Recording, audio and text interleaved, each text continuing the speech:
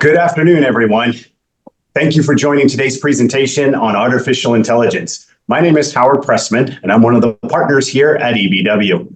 Artificial intelligence, or AI, is seemingly everywhere these days. It feels like we can't go 5 minutes without hearing about it.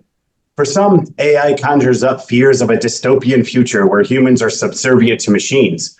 For others, it means the dawn of a new golden age of human advancement where machines will free humans to do the most important and creative work, or maybe no work at all, while tedious, repetitive tasks are handled by computers. The technology has advanced exponentially over just the last few years and continues to move forward at a very rapid pace that maybe some people aren't comfortable with. So it's only normal if you feel confused or have questions. In today's webinar, we'll discuss just what AI is and isn't, how it's being used in our everyday lives, what the future may hold, and what it means for us as investors. We'll have some time to answer questions at the end of today's presentation.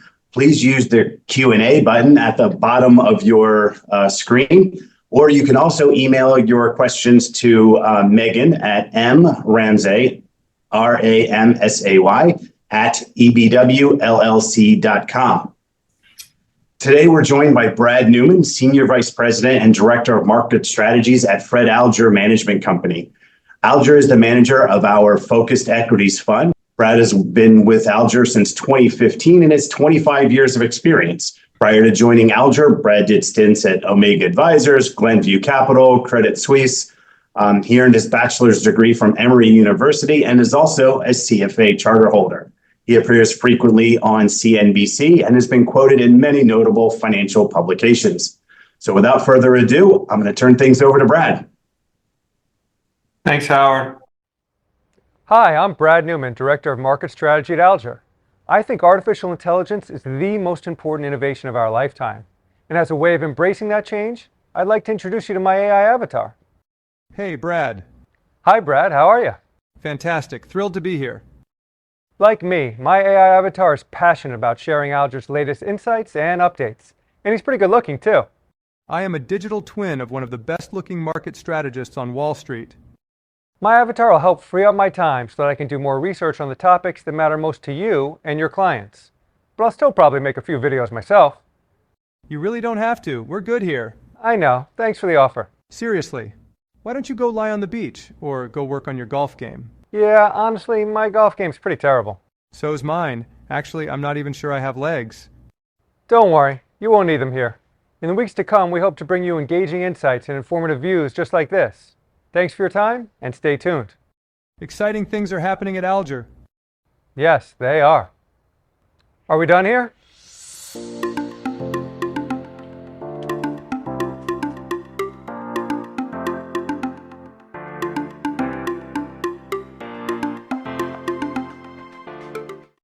Okay, great. The CEO of Google called artificial intelligence more important to the human race than fire or electricity. And he made that comment an incredible 6 years ago. And I think in that time, artificial intelligence has only surpassed what people thought was possible in terms of its progress. So today we'll talk a little bit about what artificial intelligence is in terms of historical significance and how it's like other innovations over human history, and what the implications are of that, both economically and from an investment perspective, tackle some of the risks, and give you a glimpse into what we think the future of artificial intelligence looks like. So we think it's going to foster unprecedented change over the next couple of decades. If you think the past 20 or 30 years has seen a lot of change, we think that the next 20 years will dwarf that. I'll explain why. And it'll improve, I think, all of our productivity, both at work and our personal lives. So I think it'll be very good. There's a kind of a positive, optimistic story. Hopefully that'll come through. And then, of course, I think it'll create some investment opportunities and a lot of change. So, by the way, we've been, Howard mentioned that we're growth investors. We've been growth investors for 60 years. We're celebrating our 60th anniversary this year, as a matter of fact, since 1964, when Fred Alger opened his doors as one of the growth pioneers. And, I've been writing about artificial intelligence for many, many years now, going back to 2018. So what is artificial intelligence? Well, you may have heard of GPT, and I do believe that GPT is an important acronym, but not for the reasons why you may think. I think it's a general purpose technology. Artificial intelligence is a general purpose technology. So forget about the name GPT-4 or OpenAI. That's OpenAI's latest AI model, which you may have played around with. In general, artificial intelligence is a general purpose technology, and these technologies are different than normal innovations because they impact many facets of our lives. So, for example, electricity not only impacted how factories work, the electrification of factories, they obviously impacted lighting and allowed us to work longer hours, but they also allowed for appliances in the home. And having appliances in the home allowed the workforce to increase significantly as women were able to leave the home. And so it changed our way of life pretty dramatically and in many facets of our lives. The automobile is another general purpose technology. That didn't just help us get around better, it led to a change in how we all live. We moved out from city centers to suburbs, and it changed the organization of where we got together. Shopping centers emerged, etc., because of the automobile. So it changed the very fabric of life. Of course, we're all familiar with the computer and the internet, which sparked the digital revolution and allowed us to make the leap from manufacturing to service-led economy. And more recently, this revolution in communication and social networking and enabling the sharing economy, where today the largest car company in the world owns no cars. Uber, the largest hotel company in the world, Airbnb, owns no hotels, etc. So the largest e-commerce company owns no stores, Amazon.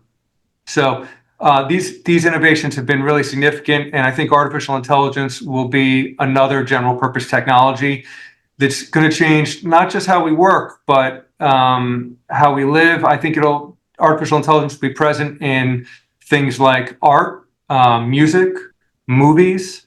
We actually, we own Netflix.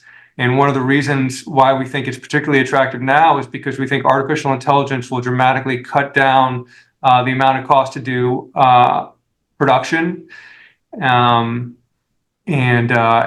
won't have to spend as much on editing and lights and camera, because a lot of that can be done with AI. In fact, if you go to the Alger.com website or Google Alger AI and Brad Neuman, you'll probably find a video of me, and we recently rolled out a digital twin of me, which is kind of fun because this digital AI twin can create videos very quickly without me being in the office to actually shoot it. And so it's not only does it save us money on having a film crew, etc., which we normally do for making videos for social media, but it allows us to be much more reactive. So, for instance, 2 or 3 weeks ago, there was a big kind of meltdown in the market on a Monday based on the yen carry trade and some other issues. And I was able to record a video despite not being in the office using my artificial intelligence twin. So I think it's going to create a lot of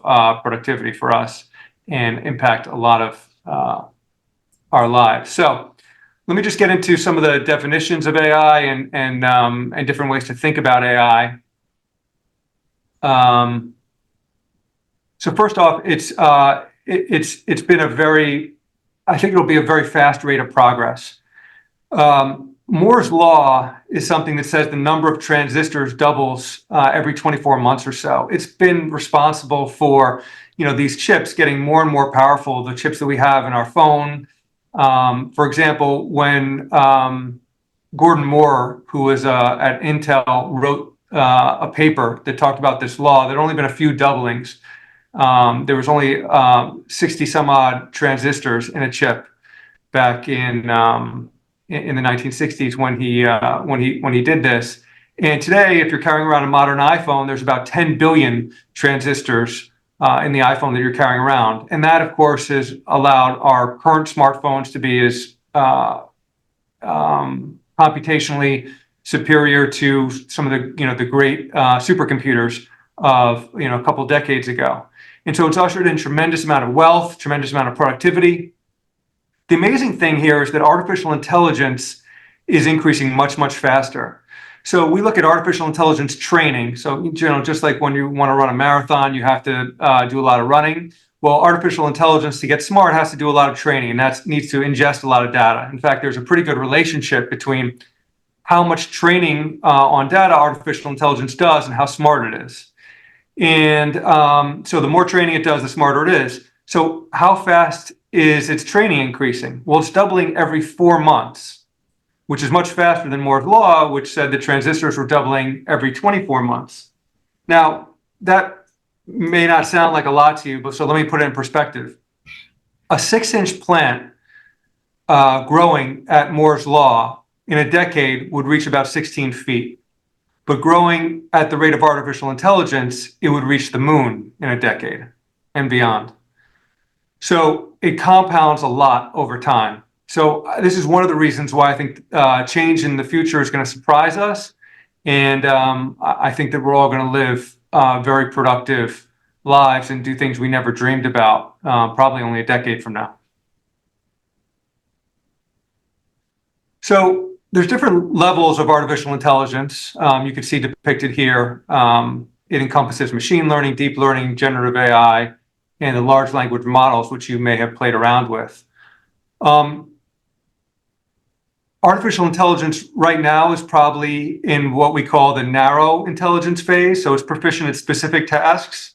It certainly can do things. We'll talk about all sorts of examples in the economy in a minute, but it can only do some things. It can't do everything a human can do. That is what we call general intelligence, and we do think that's on the horizon in the next decade or so, within the next decade, I should say. And then super intelligence will be when artificial intelligence is smarter than all of us, really put together, and that may or may not come to pass. I'll give you some thoughts about that towards the end of the presentation. So machine learning is kind of the most rudimentary form of artificial intelligence. It allows computers to learn without being explicitly programmed. So this is present in things like spam filters. When you use a simple email program and some of the emails get delivered to spam and some of the emails get delivered to your inbox, that is oftentimes powered by an artificial intelligence program that's learning, what people click on and what they don't want to click on. When you watch a movie and it recommends, 5 other movies like this, that is a recommendation engine that uses artificial intelligence to glean, what other people who like the movie that you liked, what other movies they like. That's a form of machine learning. Similarly, fraud detection systems, finding things that are out of place in cybersecurity, and various games, like the first automated chess game used machine learning and still does to some degree, although I think it's moving into deep learning. And deep learning is similar to machine learning, except for it kind of uses an architecture much like the human brain. So there's many layers of machine learning, and we call that deep learning. So it passes through many different filters. It's inspired by the structure and function of the human brain. And ultimately, deep learning allows the computer to learn without human guidance. And so an example of this is AlphaGo Zero, which was a game that was invented by DeepMind, which is owned by Google. And this computer program was designed to play the game of Go, which is kind of like an ancient Asian strategy game. You could think of it maybe similar to chess to some degree. And the amazing thing about this particular program in 2017 was it was not given any strategy like previous machine learning games programs competing in Go or chess. it was only given the rules of the game and was asked to play against itself until it became so proficient at the game of Go that it was able to beat any previous software model that had ever been invented within 2 weeks of training.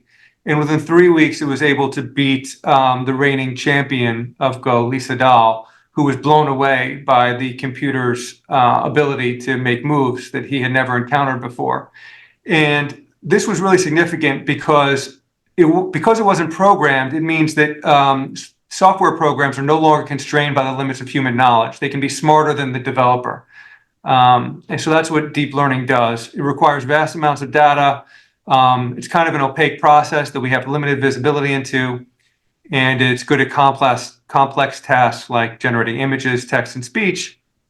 And that brings us to generative AI, which is artificial intelligence that can create new pictures, music, basically original content.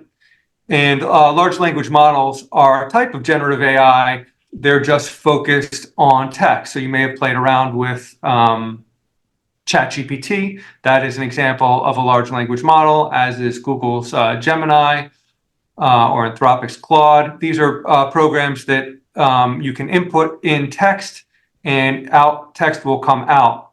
You're able to ask it questions, much like you do in a Google search, but instead of getting a link back, you'll get the actual answer back. And so these things can solve problems and reason to some degree. Now, there's also generative AI that has it doesn't work like a large language model. It works on something else beside text. So there's something that Google's come out with called AlphaFold, which is an AI model that works to basically predict protein folding and helps create drugs. So it doesn't work with text, is my point. It's a generative AI program that works with biology and biologics. So, we've been at this, humans have been at this for a long time. It's all kind of started, I think, maybe with the something called the Turing test developed by Alan Turing in 1950, where he basically said artificial intelligence, true artificial intelligence could dupe a human into thinking that the computer was actually a human. And, by that test, some programs have actually already succeeded in being artificial intelligence because they are hard to differentiate from humans, some chatbots, etc. But you see here, this is it's been a long journey. Probably some of you remember Deep Blue defeating Kasparov in the late 1990s at chess, and IBM Watson famously appearing on Jeopardy. But like I said, I think two big pivotal moments were DeepMind's introduction of AlphaGo Zero, which was the first time a kind of a computer, I think, learned on its own through deep learning, which I mentioned in 2017. And then ChatGPT in the end of 2022, November 2022, I think brought this interface to the masses.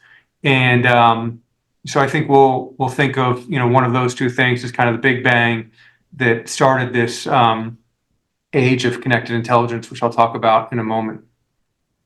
Hey, Brad, is it possible to enlarge the slides without disrupting you too much? I know there's been some feedback that some of the folks are having a harder time. They probably don't have as large of a screen as some others. So. Or make it a full page. So this is as large as it gets. Okay. Is that how it was before? It's pretty similar. I have a pretty good view, but it just depends on what kind of screen. So if that's as large as it gets, we will. Yep. And Howard, are we taking questions at the end, or you want to open it up for questions as we go? Questions at the end. Okay. So we talked about the timeline and how long humans have been at this trying to create artificial intelligence. So why now? Why are we talking about AI all the time now? Well, I think there's three big drivers here. Computer chips, as I mentioned with Moore's Law, have been getting more and more powerful over time. But more recently, and these three things come together, but more recently we've been able to harness the power of graphical processing units rather than CPUs. So CPUs are typically what you have in your computer. GPUs have been used for kind of game development and producing graphics. But the beautiful thing about GPUs as opposed to CPUs is that GPUs can think in parallel. You can imagine how complicated it is to display when you're playing a video game to display an image. The computer has to do a lot at once, whereas CPU is more sequential. Anyway, the way artificial intelligence thinks, it's in parallel. And so GPUs were very critical to that. Of course, NVIDIA is the worldwide leader in GPUs. But their GPUs becoming more powerful has been a key driver here. A second key driver you see on the right of the screen is more and better data. I mentioned that artificial intelligence gets smarter kind of on a very linear relationship with the amount of training. Well, the amount of training consists of both how powerful the computers are and how much data there is. I think of data as kind of the fuel, rocket fuel that drives, if you think of AI as a rocket ship, data is kind of the fuel that makes it go. And so you need a lot of data to be able to train these large language AI models. And we've only really had that certainly in the past decade, and the amount of data is doubling every year or two as well. And so really only recently have we had enough data, clean data, when you think of social media, et cetera, to be able to train computers. So more and more powerful chips, more and better data. And the third thing is kind of technical, but it's kind of a new software architecture that I won't get into unless you have questions at the end, that basically allows the computer to think in parallel, which was a new feat that was invented kind of around 2017.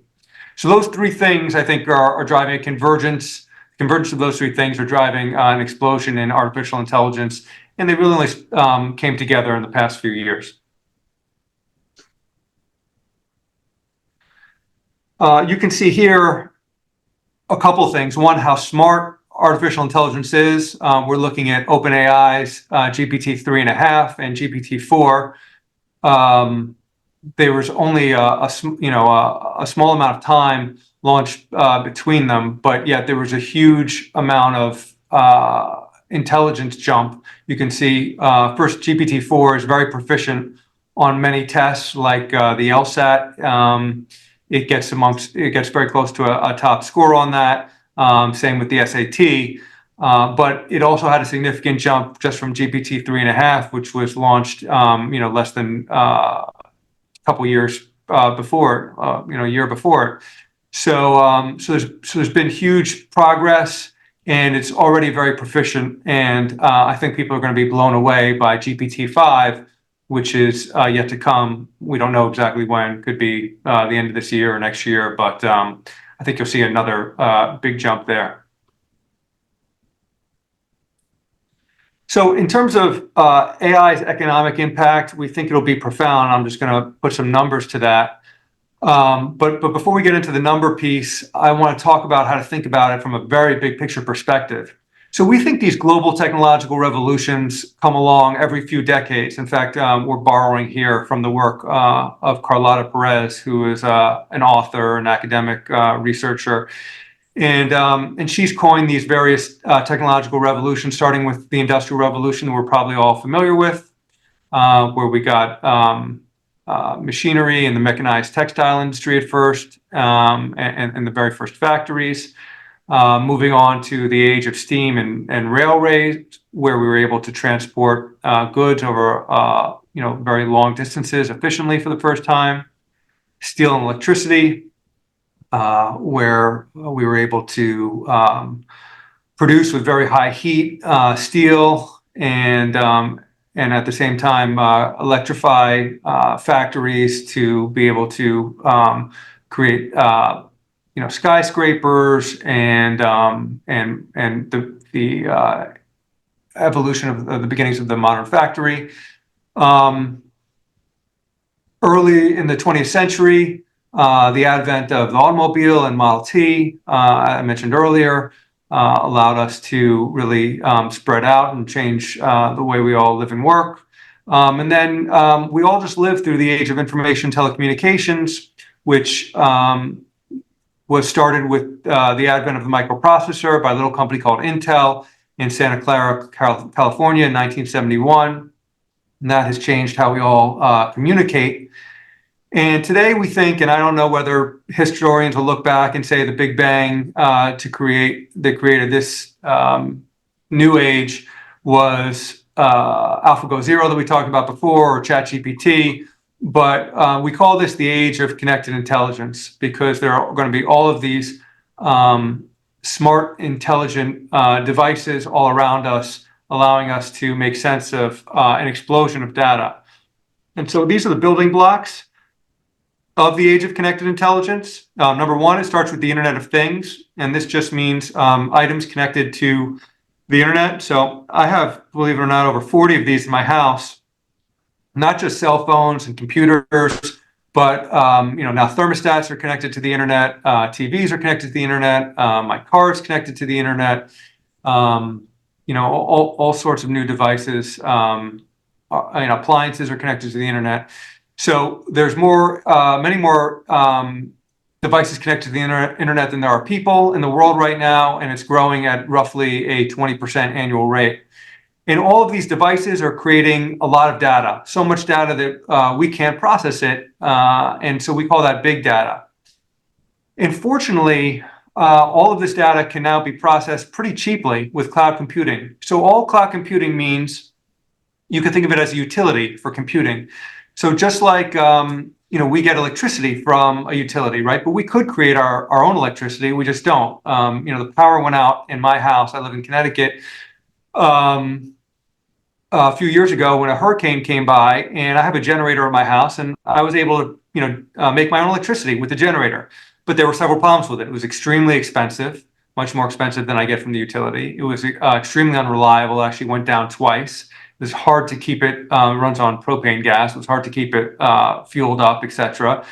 And so it's a big innovation that we don't think about, that we get electricity from utilities. So same thing goes for computing. As opposed to owning the most advanced computers and chips and the state-of-the-art software, we all can rent computing from the cloud or from a utility. And by the way, we all do that. If you put your pictures in the cloud with Apple or Amazon, you're using cloud computing. I'm sure many of the software much of the software that you use both at work and at home leverages cloud computing. So this really cheap computing utility allows us to process all this data from all these Internet of Things, and that actually creates artificial intelligence. And I'll tell you a quick story about artificial intelligence and cloud computing. Back when Google was going public, before it was going public, they had a party. So this is over 20 years ago now. And at the party was a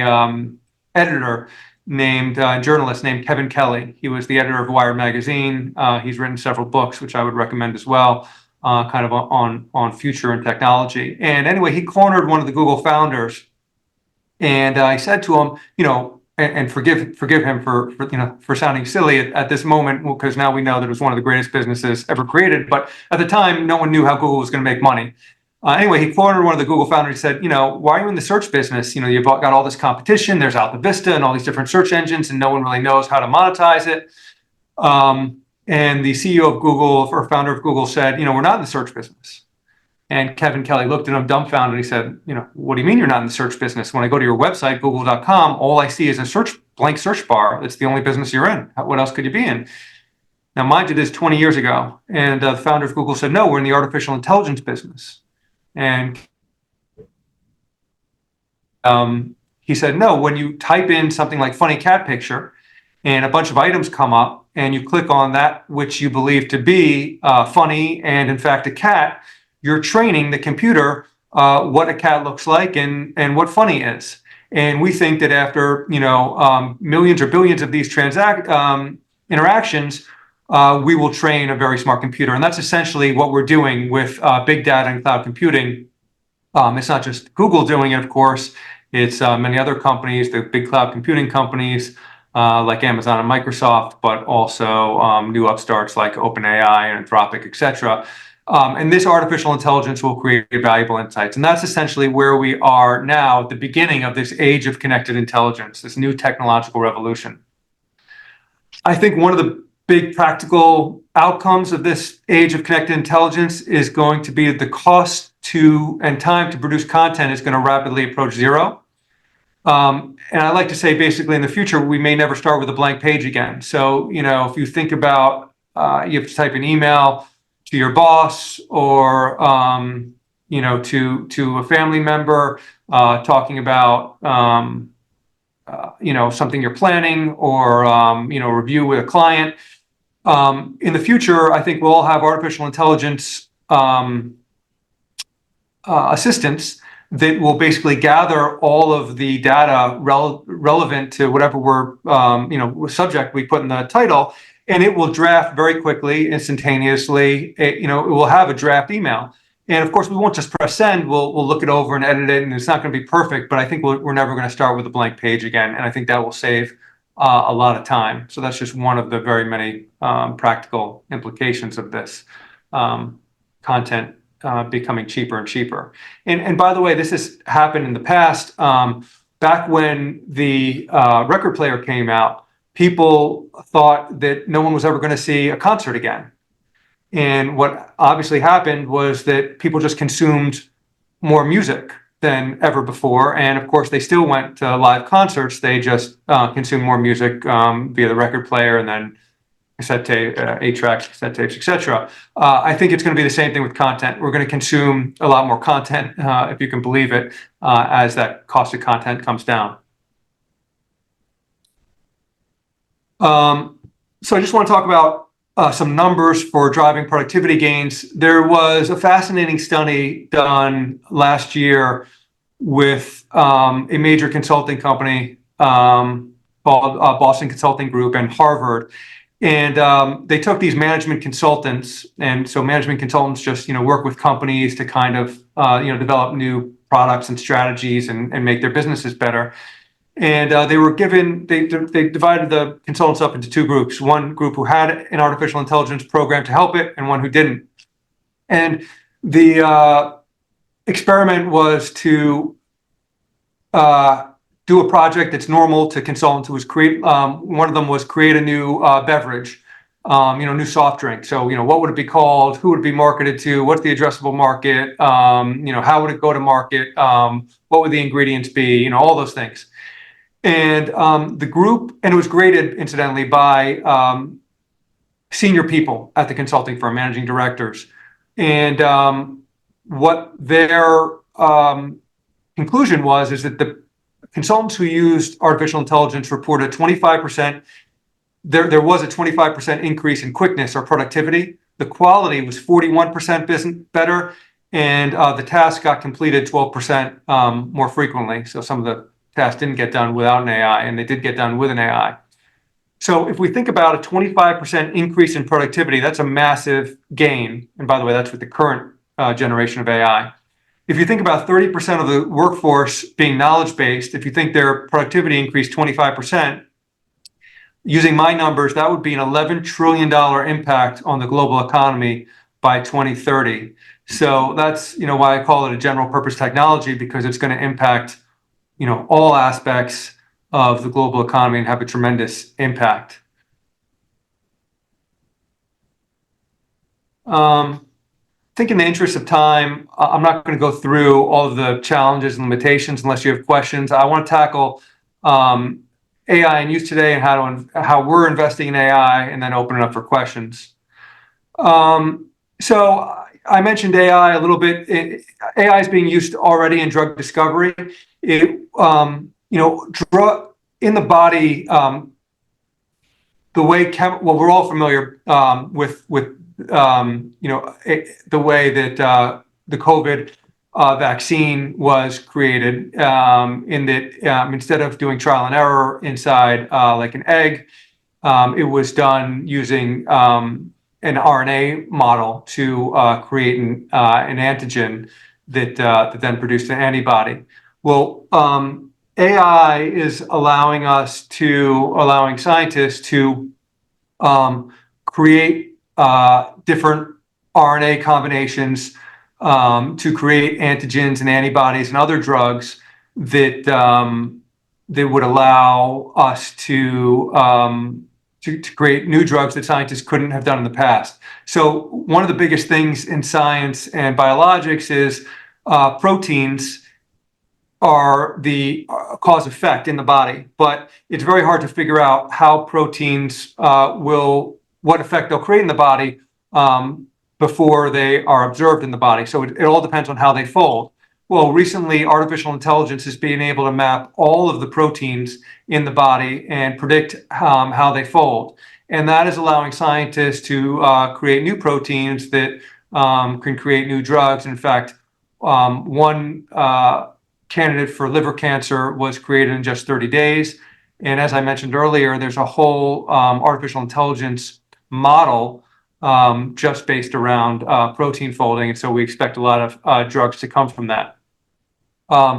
In consumer banking, artificial intelligence is being used to find fraud. So, if there are transactions on your credit card that don't belong, instead of being combed through by, individuals looking for things that don't make sense, they're now artificial intelligence programs that are using patterns to figure out whether you are likely to make that purchase or not.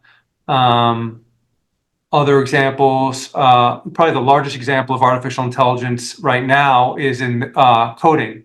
So Microsoft has a platform where coders come together, an open source platform, and they create code and mix and match different code. And on that platform called GitHub, they are offering an AI assistant to help coders be more efficient and basically complete their code. An amazing 88% of these coders say they're more productive using that AI assistant, and it's improved their productivity 55%. In fact, Tesla reports that AI is now writing most of the code for their cars.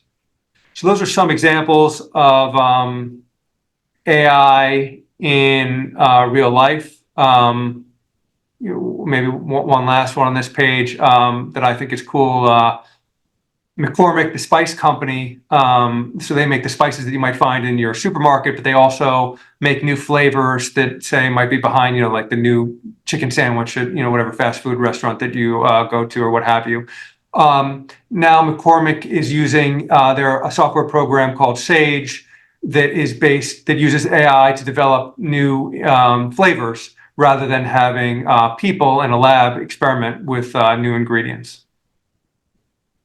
So AI is definitely getting a lot of use in companies today. I could go on and on, but in the interest of time, I will cut it off there and just talk about AI investment opportunities and how we think about it at Alger.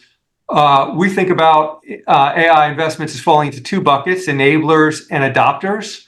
So enablers are the companies that allow other companies to take advantage of artificial intelligence, and adopters are the companies that are using artificial intelligence to either enhance their own product or become more productive. So examples of enablers. So we already mentioned NVIDIA, which makes the chips that's often behind doing the intelligence or the thinking essentially within artificial intelligence, the computation. But there's a lot of different plays within semiconductors. Taiwan Semiconductor does the actual manufacture of these chips, whereas NVIDIA is just doing the design of them. Data centers are the large buildings that house all of these servers or computers that are doing the processing for artificial intelligence. And we would put power in there as well. Artificial intelligence uses 8 to 10 times the amount of power as a query in artificial intelligence, like the ChatGPT, uses 8 to 10 times the amount of power as does a query to Google. So it's very power hungry. And so we think of power as part of the infrastructure enabler for artificial intelligence. And then there's infrastructure, software, and services. We talked about the major cloud platform providers like Microsoft, Amazon, and Google that provide these services like as a utility. Databases to organize all of this unstructured data, and design automation is an example of software that's used to design the actual chips themselves. So that's one bucket, enablers. The other bucket is adopters, and we break this into two different buckets. Companies that are using AI for external product enhancement. So one example might be Pinterest, which is a social media company, where you go on, you look for, can get ideas of, say, how you might remodel your kitchen or something like that. And this company is using artificial intelligence to figure out which designs and images to show you that will be more relevant to you, and in some cases actually create artificial intelligence generated images, and that's proven to make the images that it serves much more relevant to the user. And increasing relevance is really important because it increases the likelihood that you as the user like the image and then click on the potential products, which increases the return on investment to the advertiser, which ultimately translates back to a higher revenue for Pinterest. So that's one way that they're using it to enhance their product. And then many companies are using AI for internal productivity enhancement or margin improvement.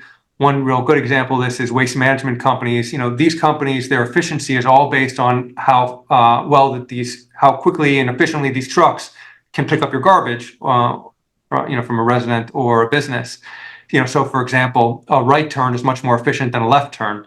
So obviously it's hard for a person to map out, a whole area and figure out how to do the whole thing only on right turns and what the most efficient route is. They can't come close to the efficiency of artificial intelligence, which has proven more effective in doing that for not only waste management companies, but many airlines are using artificial intelligence for route planning as well. Okay, just wanted to close in the remaining couple of minutes that I have with what the future of AI might look like. First of all, I think it's interesting that there's a survey done every few years, or I guess it's sporadically, where they ask thousands of AI experts when they ask them all kinds of questions about AI, but basically when this question in particular is, when will we have human level performance on all tasks? So they have a whole bunch of tasks. It's essentially, when will AI become smarter than all humans put together, kind of, at everything. And back when they asked the question in 2016, the expert said 2061 was going to be the year, that was the median year where AI was going to be that smart. By 2022, there wasn't much progress. It was still about 2060, But after ChatGPT was launched, it was a huge decrease in the year that these AI experts thought that human level performance on all tasks would be completed, 2047. So I think the year is interesting, but maybe more interesting than that is the fact that AI experts have been revising forward in time their expectations for when AI would be achieve general intelligence or super intelligence. You might be wondering whether this is a good thing or a bad thing for humankind, and about 3/4 of AI experts think it'll be, on balance, neutral or good. So only 9% think it'll be the end of all humanity. So take heart in that. Obviously, I say that tongue in cheek. And then I just talking about, what does like the distant future look like? We actually had, I think, what seems to be a kind of a prescient video. If you Google AI, Brad Neuman, and the future, what's it called? I think it's called A Day in the Future. So we basically said, we tried to foreshadow what a day in the future would look like in 2030. I think we did it like in 2020, or maybe it was 2022. We did it for 2032. And, we kind of describe a whole day in the future. But one of the big things we had in there was AI assistants, which I mentioned earlier. I think in the future, there will be an AI assistant for every person in business.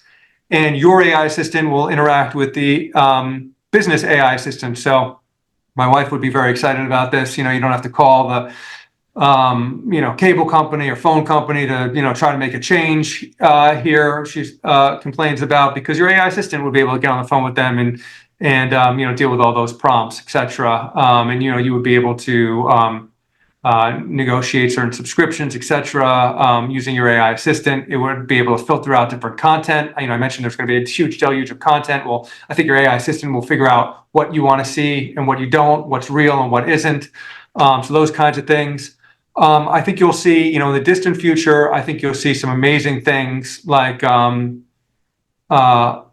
AI taking the place of really accelerating drug development. So I mentioned already how it might go into drug discovery, but in terms of testing drugs on humans, I think ultimately we'll have an AI simulated human body with all the different aspects of the human body. And so instead of having people take a drug and waiting, many, many years, it takes like 10 years and billions of dollars to get a drug through that complicated FDA process, it may just take a couple of weeks and not a lot of money to put it through kind of this simulation, this AI-based simulation to figure out what the drug would do to a human.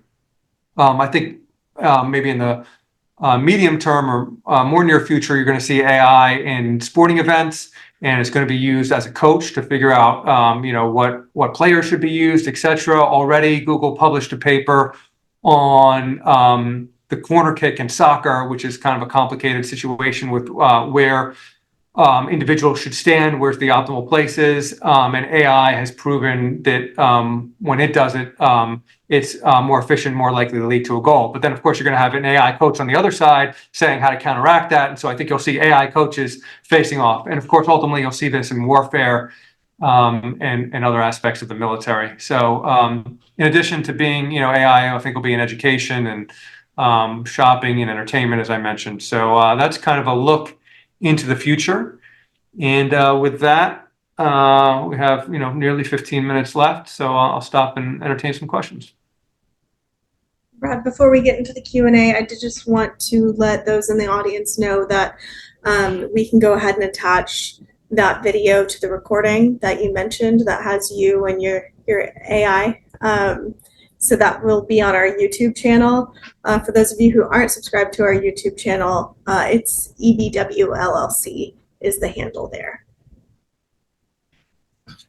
I did see a question coming through the chat. Can AI be used by EBW to improve performance? I guess that's one for us. I'm off the hook on that one. Looks like I'm up on that one. I think it's a great question. We are trying to figure out how AI can improve the way we do things here. I have seen some of the software systems that we use quite frequently that are adopting AI in some different ways, but at least at this point, I think it's been very minimal, the use in our field. However, because I think a lot of what it's good at, and Brad, correct me if I'm wrong, is sort of the more repetitive, very data oriented tasks, where with what we're doing, everything is pretty unique to each of our clients and as individuals. So, it really is tough to try and figure out how that might help us, but it is definitely something we're looking into. Yeah, I think there are managers who are using it already to pick stocks, but I don't think it's proven. I think there might even be an ETF that uses it to pick stocks, but I don't think it's proven to be especially good right now. And I think part of that is because there's a behavioral element in the stock market, and I'm sure AI will be able to get better at that over time. But right now, I think it's better at kind of synthesizing data.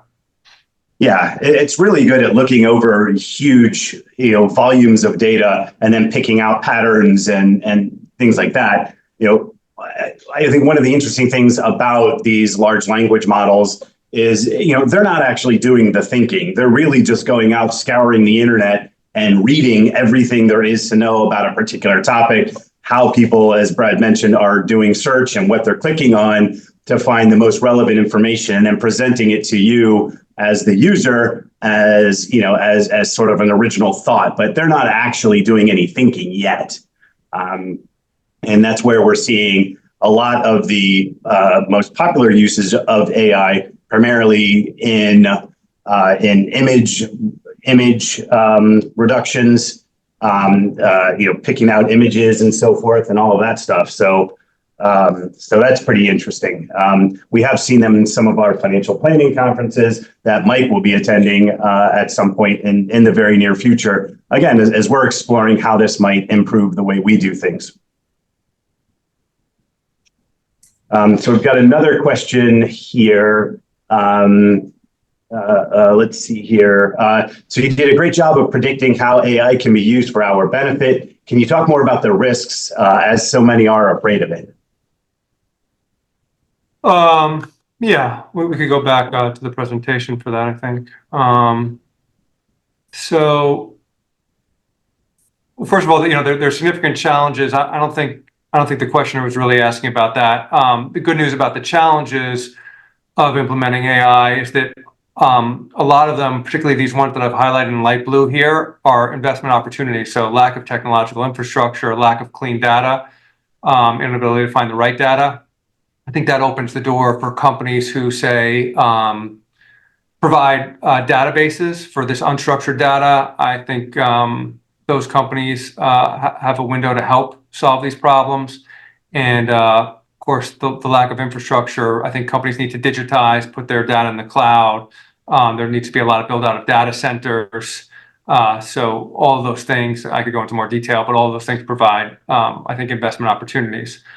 In terms of the risks, well, I don't, you may have heard of, this lawyer who was doing a brief and ChatGPT, and ChatGPT just actually made up some court cases as precedent that didn't actually happen, and the lawyer got into a lot of trouble for not checking it. So, you could have legal liability, you could have incorrect and misleading responses that could lead to reputational harm. I think privacy is a very big deal because, as I mentioned, the data is only as good. Sorry, the AI program is only as good as the data you give it. And what I think AI will become extremely powerful when we give it our personal data. So I was crazy enough to give Google's AI, Gemini, access to my own email account.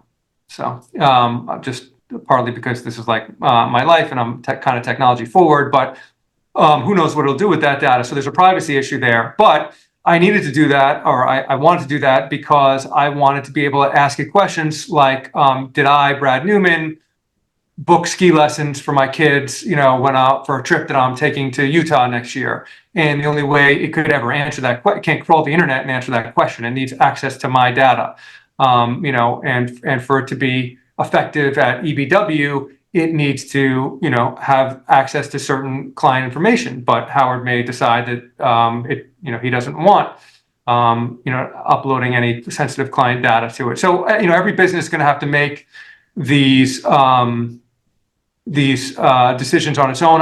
Fortunately, I think what will happen ultimately is that for very sensitive data, we'll be able to run the AI locally. So I think you'll see in Apple's newest phone coming out, I think it'll be this September, they'll have the ability to run AI locally on the device. So the sensitive data won't leave your device. And you're going to see a huge influx of AI computers, PCs, that will be able to similarly use data on your PC and not send the data to the cloud to be able to process it. So it'll be able to keep it encrypted and locally. But anyway, I think obviously that's a big risk.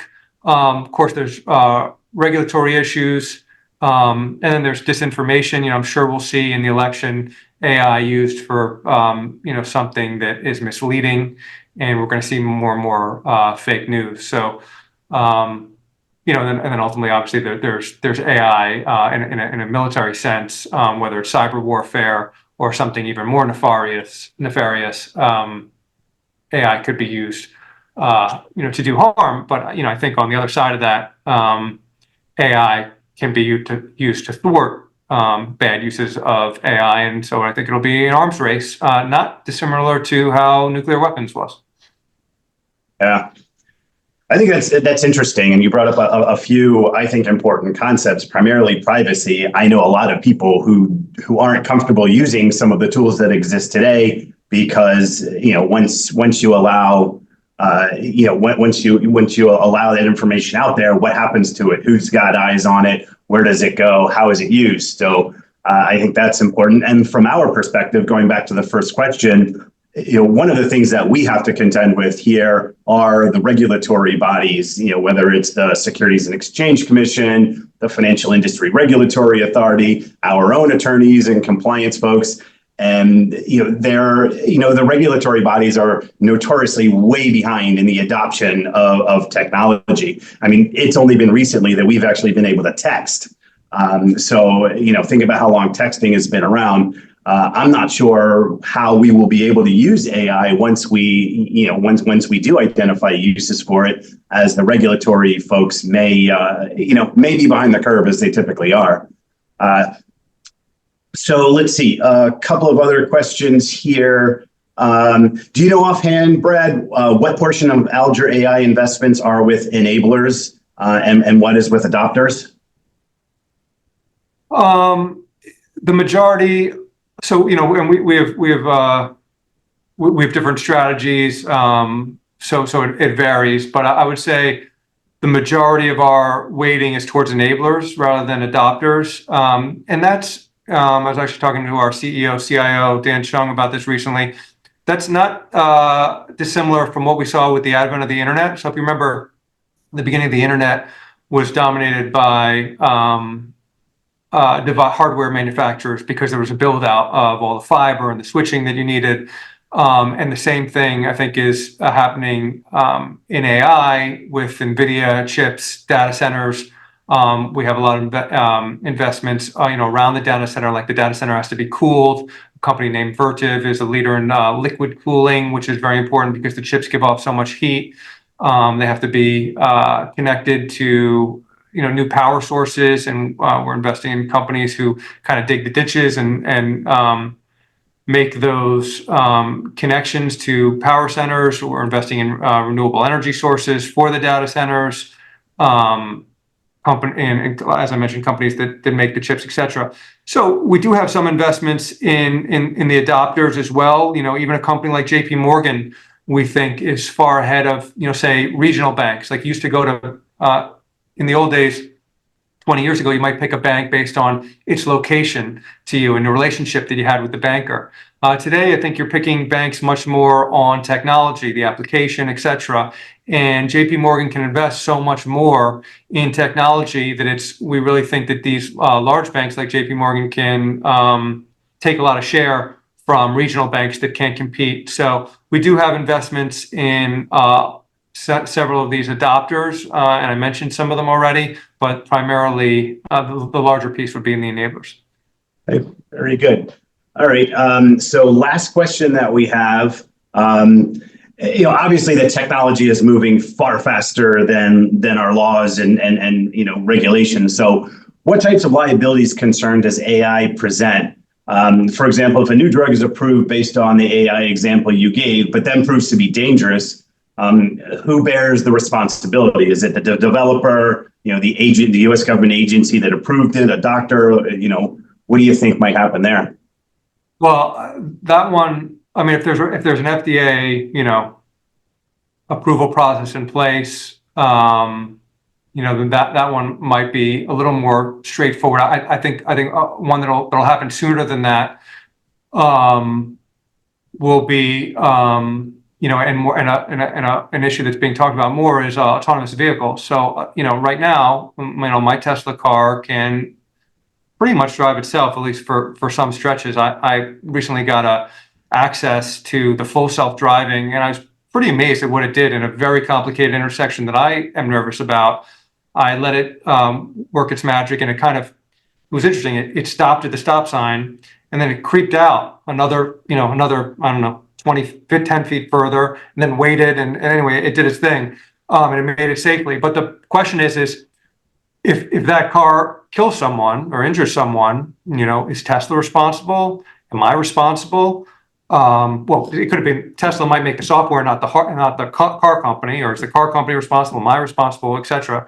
And I think that's a tough one. I'm not going to pretend to know the answer. I think that society will have to grapple with this, because right now it's proven that Tesla in autonomous self-driving mode car crashes occur much less often in that mode than they do under human guidance. Yet, obviously, everyone would go berserk, they do go berserk when Tesla using autonomous driving gets into an accident. So I don't know the answer about how that's going to work exactly. I think basically that everyone will sign a waiver, to use autonomous driving, and I don't think it would be the software company's liability, but I think it'll be the operator's liability, even if you are just sitting in the vehicle. But that's just my personal opinion. I'm definitely far from a lawyer. Yeah, there's a lot that goes into that. I mean, it just sort of, as you were talking, reminds me of the old philosophical trolley example of, which, do you pull a lever, which way does the trolley go, and how does it, do the least harm, I suppose. So interesting. Yeah, lots of interesting things to think about. Again, as this technology is moving faster than we're all, I think, ready for, in many respects, specifically around laws and so forth. The future is definitely going to be very, very interesting. So, I appreciate all of our great clients that have joined us today. Thank you very much for your time, for your attention. Brad, thank you very much for your insights. I know this, I think, has been very helpful for many of our clients, and kind of understanding, right, what is AI. It's not quite as scary, and there are tremendous benefits, specifically in the medical fields that I've been reading about recently, and using AI to alongside of a medical doctor to improve radiology, reading MRIs and radiology reports and so forth. That AI has really helped. So lots of great upside here, probably a little bit of downside as well, as we saw, but not as scary, I think, as many people make it out to be. So I think the future is very exciting, and I know Alger is there to take advantage of it from a investing standpoint to help you all benefit from the financial aspects of what they can provide. So again, Brad, thank you. Congratulations to you and everybody at Alger on your 60th anniversary. Again, clients, thank you all so very much for joining us. I hope you enjoyed today's presentation. If you have any questions on anything that you've learned today, you want to reach out to us, just reach out to your financial advisor. We're happy to chat with you anytime. So with that, I will close things out. And again, thank you all very, very much.